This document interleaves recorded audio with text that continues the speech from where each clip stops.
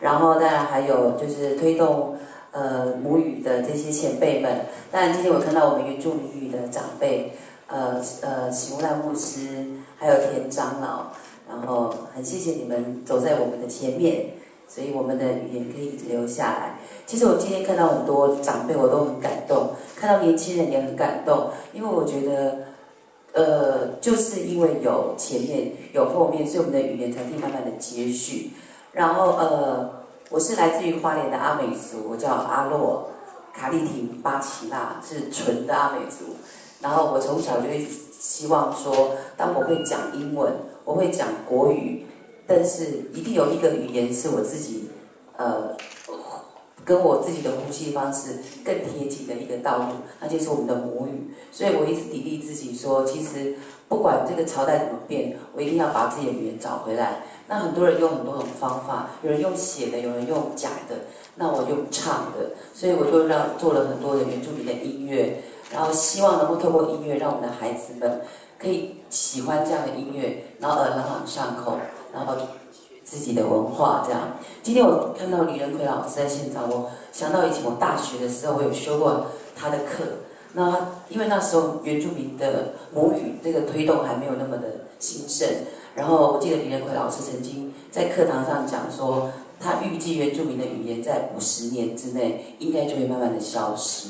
那我们也知道说，这个世界上每一天都有1到2个语言正在死亡，所以10年前的，就是我大学时代一到现在已经隔了10多年了。我觉得非常感谢，是我们台湾其实并没有忘记这件事情的重要性，还有这个跟世界接轨，然后也知道语言对我们来说，它真的不是只是一件沟通这么简单而已。它对台湾来讲，它真的是非常宝贵的在地文化，也是我们有历史性的根基。所以我很高兴，我可以用歌声分享我的文化的美好。那也恭喜今天所有的得奖组。这首歌叫很快乐哦，我想到这个时候应该要感觉原住民的欢乐。那这首歌叫《回家的想念》，希望大家会喜欢，谢谢。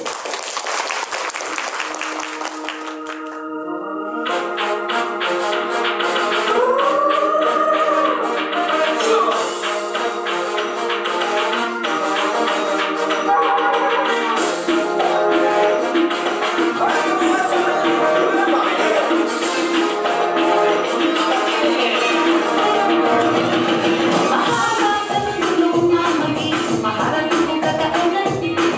paano mo naging